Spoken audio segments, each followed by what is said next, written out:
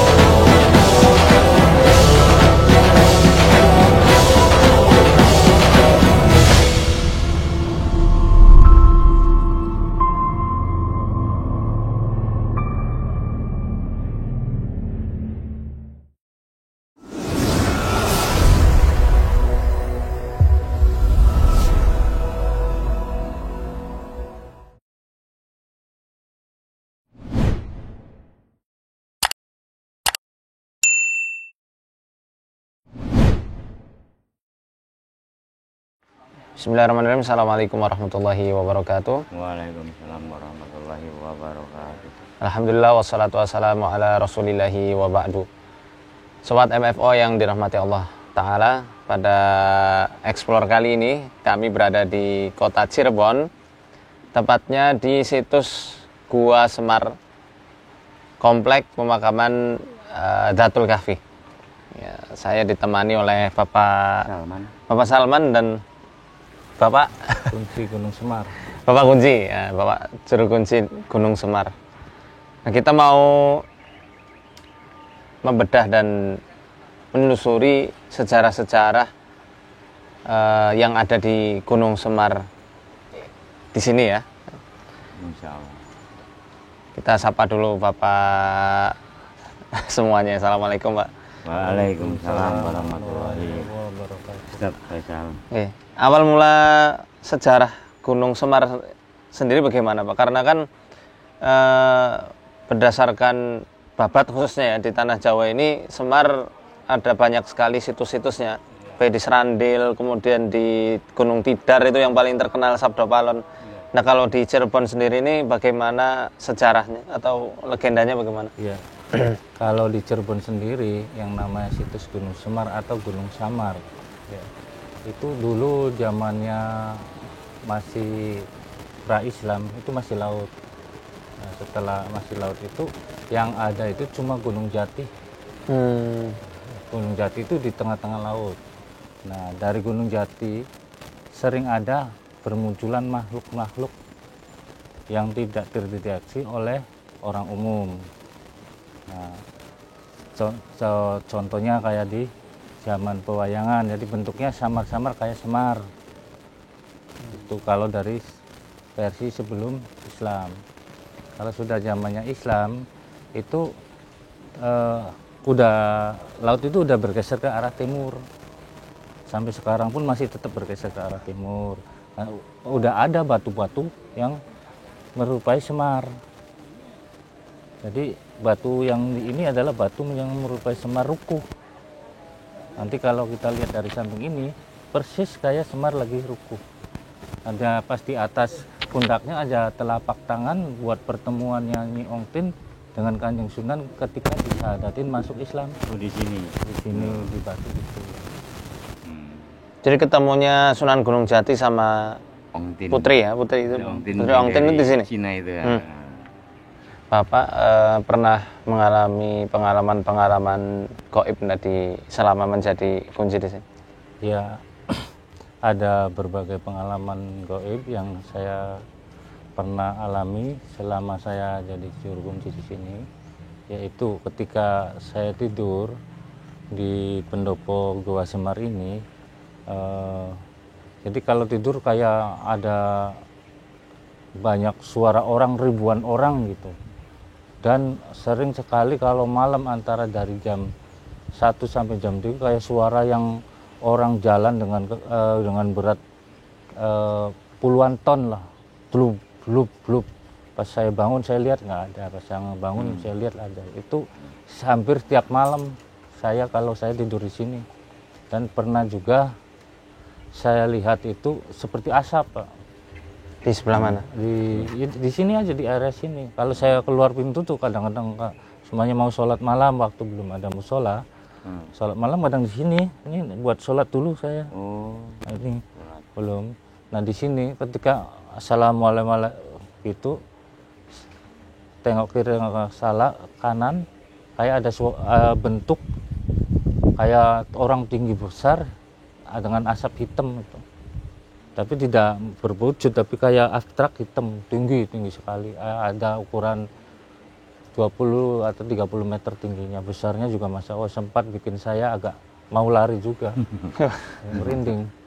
Terus kalau ada orang lain Pak yang datang ke sini mamanya nginep apa itikaf di sini, terus gimana dia ada di apa? Oh ya, seringkali yang mengganggu itu nyamuk dengan bukan lagi jumlah ratusan mungkin.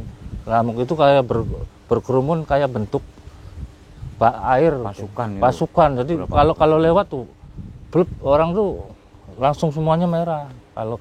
Kalau mereka bertujuan buruk, jelek. Oh gitu. Ya mungkin hatinya berpikir bilang ke saya dengan pengen tujuan benar, tapi di hatinya mungkin lain, nggak tahu. Makanya pasti dihajar sama Nyamuk. Iya. Dengan yang jutaan lah kayak bentuk pasukan. Itu biasanya jam berapa nyamuk itu muncul? Kalau itu tergantung yang lagi tirakat dan itu ya. Kalau kadang-kadang kalau orang tirakatnya pikirannya polos, ya polos, sudah nggak ada gangguan. Kayak dikuatkan aja. Gitu. Kalau dengan tujuan mungkin itu jelek, udah berbagai tantangan. Makanya kalau kita bertirakat dengan itikaf baik, ya nggak ada gangguan. Kalian datang mimpi-mimpi aja. Mimpi ya? Iya. Wangsit-wangsit gitu ya? Iya. Tapi kalau yang udah pikirannya yang alam lah jelek ya, udah pasti nyamuk yang nyerang. Nah itu. Terus juga sering ada seperti percikan api di belakang tuh. Tes. Makanya kalau di situ siapin saya paku aja. Apa? Paku. Buat apa Pak? Ya kalau keluar letik dari tanah itu kayak api tuh. Sambil sadar tunjukin gitu. Oh gitu ya? Syaratnya begitu. Iya. Jadi nggak muncul besar. Oh kalau dibiarkan dia membesar? Besar kayak kemang-mang. Ya saya sedikit ada pertanyaan sih Pak sebenarnya masalah sejarah yang mana Cirebon ini dulunya terlihat gunung Jati saja ya? Iya. Sosok Semar sendiri itu sebenarnya apakah manusia atau dari bangsa jin itu Pak? Ya. Ada dua versi ya. Kalau yang namanya Semar itu ada dari penjenisan manusia ma'rifat dari berbagai sifat. Nah, itu. Ada yang bilang versi kalau Semar itu dari bangsa bukan bangsa manusia lah, dari bangsa jin. Ada juga yang begitu. Nah karena yang sependek yang saya tahu kan dalam dunia pewayangan sendiri khususnya wayang Purwa nggih. Kalau di Majapahit kalau tidak salah Punakawan kan belum ada karena produknya Sunan sinten Kalijogo nih. Iya, Misalnya penasaran lagi jalan-jalan sebenarnya cari beberapa situs-situs yang diklaim Semar itu pernah napak tilas di situ. Pernah Pernah singgah di situ. Kalau sini salah satunya untuk semedinya nggih. Iya, untuk semedi dan duduknya di batu sebelah sana. Batu Semar itu. Ya, ada telapak kaki yang bekas peninggalannya masih besar. Wah kayak Menarik itu ya, kita mungkin lihat ke sana nggih Pak. Boleh, mangga. Ini kalau dalam itu batu Arjuna, batu Nakula Sadewa, ini batu Bima. Karena ini batu kelihatannya menyatu tapi semuanya terbelah. Oh, Ini kelihatannya menyatu kan ini tuh, tapi ini terbelah dari mulai ini. Oh iya, tapaknya. Ini Arjuna, ini Nakula Sadewa yang kelihatannya menyatu tapi terbelah. Mulai dari bawah juga kelihatan. Ayo, Mas. Terus di batu Nakula Sadewa ada bekas telapak kaki.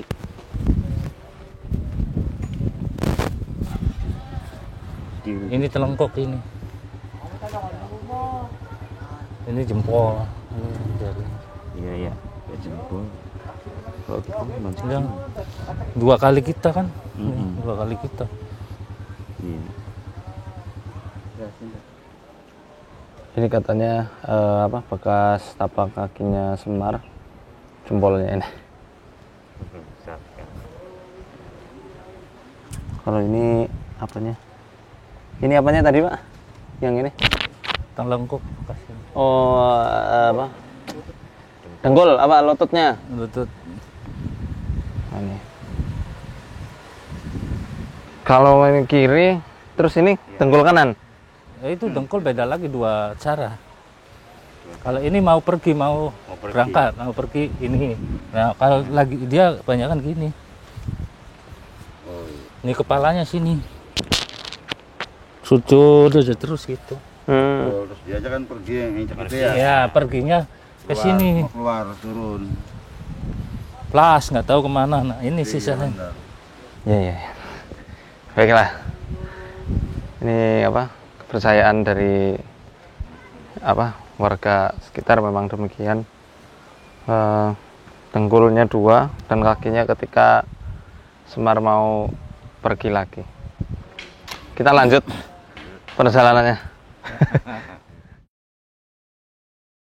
Ini adalah batu di mana Semar itu memberikan canda bahwa cikal bakalnya manusia tuh dengan begini, secara syariatnya dengan adanya namanya ini batu pelawangan karena untuk kelahiran seorang anak Adam.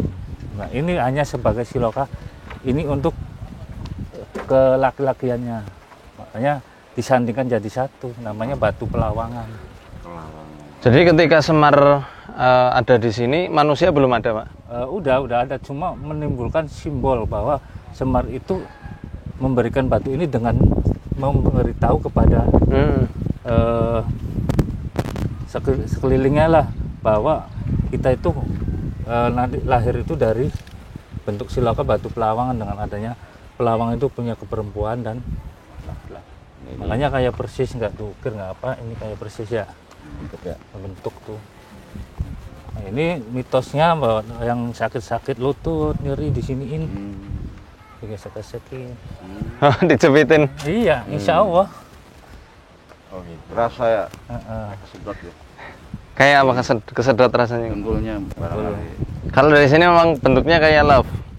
Love. Persis. Kayak hati. Iya. Bukan itu batu semua. Batu semua. Dari sini. Iya, love. Kalau yang Pelawangan pintu. lawang Kelahiran kan. pintu menuju ovum. Ya, Lambang apa? Perlambangan ya, karena memang di Jawa itu banyak sekali perlambangan untuk mengajarkan sesuatu pada anak cucu dan juga sebagai cara dakwahnya para ulama-ulama terdahulu juga banyak sekali menggunakan simbol-simbol, tembang-tembang dan lain sebagainya, karena memang budaya Jawa itu sangat tinggi saat itu.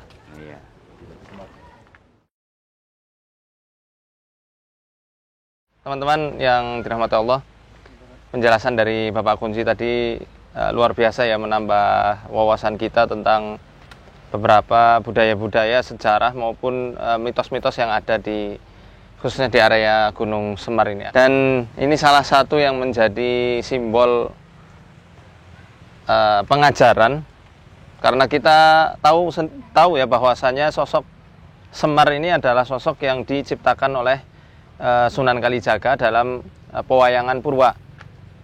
Semar seperti kata mismar, yang artinya adalah mismar itu kan paku ya. Masamir jamaknya dari mismar, paku. Dalam artian Semar, tokoh Semar itu diciptakan oleh Kanjeng Sunan Kalijogo rahimahullah taala itu untuk mengajarkan masyarakat Jawa pada saat itu tentang arti dari ketauhidan. Karena kita bisa lihat bahwasanya ketika Eyang Semar itu ya, Semar Badrana ya, dalam pewayangan itu selalu mengacungkan jari satu yang menjadikan simbol bahwasanya Allah adalah Esa yang tidak bisa disekutukan dengan apapun ya. Dan ketika kita berharap juga berharapnya pada Allah Ta'ala, kita menyembah juga hanya pada Allah Ta'ala, makanya Esa satu seperti ini ya. Kalau nggak percaya lihat aja wayang-wayang bentuk Semar itu seperti apa. Nah, kemudian Semar ini juga adalah salah satu perlambangan dari Syekh Maghribi, salah seorang peruqyah tanah Jawa, yang mana kalau dalam setiap pewayangan Semar itu termasuk bagian dari kawula alit. Tetapi ingat, setiap orang yang disertai oleh Semar, maka orang itu pasti akan menang dan berada dalam kebenaran. Menunjukkan bahwasannya sosok Semar ini ya adalah suatu panduan dan juga apa istilahnya ya, penuntun bagi para pemimpin-pemimpin dan kesatria-kesatria ya, yang hendak berperang memerangi kebatilan. Sosok Semar sendiri juga sangat disegani dan ditakuti oleh para buta, bahkan sama para dewa sendiri. Karena yaitu perlambangan dari ketauhidan, mismar yang menjadi paku, yang Kanjeng Sunan itu kepengen ketauhidan itu menjadi pakunya setiap kaum muslimin supaya hatinya tidak goyah dan tidak tergelincir. Ya, makanya ajaran-ajarannya yang mungkin disimbolkan oleh para ulama-ulama terdahulu, diantaranya dari dua batu ini, antara laki-laki dengan perempuan, yang menjadi cikal bakalnya kejadian seorang manusia. Adapun mitos yang katanya dengkul bisa sembuh ketika diletakkan di sini ya, wallahu a'lam, mungkin ada beberapa orang yang sembuh dengan keyakinan khususnya ya. Sebenarnya dengan keyakinan itulah yang menjadi modal seseorang bisa sembuh dari berbagai macam penyakit. Dengan perantara maupun tanpa perantara, saat kita yakin Allah akan menyembuhkan penyakit kita, maka insya Allah penyakit itu akan hilang. Seberapa kronis atau seberapa parah penyakit tersebut, saat yakin penyakit itu sembuh, maka insya Allah akan sembuh. Dalam hadis qudsi Allah Ta'ala berfirman ya, ini inda dhonni abdi bi, aku tuh tergantung prasangka hambaku. Kalau baik ya aku kasih kebaikan, kalau buruk ya kasih keburukan ya, seperti itu. Dan ingat prinsip ikhtiar dua menurut pandangan para ulama ahlu sunnah wal jamaah, harus dipertanggungjawab, bisa dipertanggungjawabkan secara sisi ilahiyah, ada dalilnya dari Al-Quran dan Sunnah, dan ilmiah atau tabi'iyah atau hisiyah, bisa dipertanggungjawabkan dari sisi ilmiah, ada ijtihad dari para ulama. Nah, inilah baru bisa kita praktekkan. Kita lanjut perjalanan.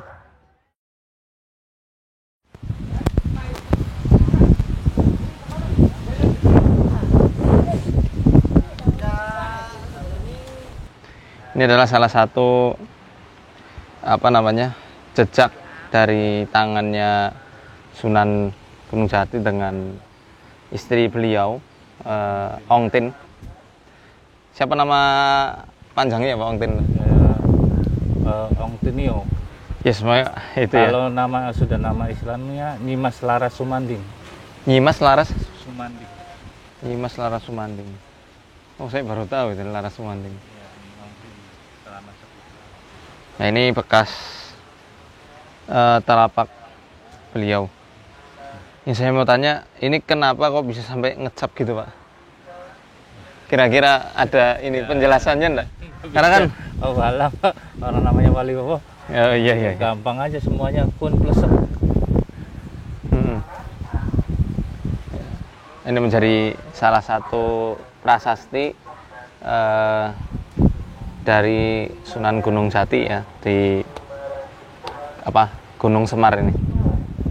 Dulu sejak zamannya masih laut, itu tuh untuk pertemuannya Mbah Hu dengan Nabi Khidir. Karena ini lautku pertemuan air tawar dan air asin di sini gua ini. Oh, ulek. Jadi air itu masuk keluar gua muter. Iya puterin gini. Iya. Jadi muter kayak ulek kan. Masuk lagi gua, keluar lagi terus. Makanya dibikin tembak-tembaknya seperti ulekan lagi. Ya. Karena logikanya bisa ngulek ya ini sih kena ini sih. Kena Iya batu yang besar ini ya. Iya, muter. Nah, Cirebon ini kan terkenal jadi pusarnya bumi di tanah Jawa ya. Itu apa yang menjadi simbol pusar bumi itu sih, Pak? Yang namanya simbol pusar bumi itu kalau kurang lebihnya ya karena ada apa ya? Ada di situ ada lubang ya. Lubang yang benar-benar dalam, terus ternyata sih belok Mas. Nggak langsung ke bawah, belok kemana nggak tahu. Ada di situ pusar bumi kan masuk ke dalam nih. Tapi setelah kalau dipraktekin sama apa? Mentok Mas. Tapi kalau sama kabel katanya belok. Oh, bisa belok. Iya. Nah, itu nggak tahu kemana beloknya. Di mana itu lokasinya?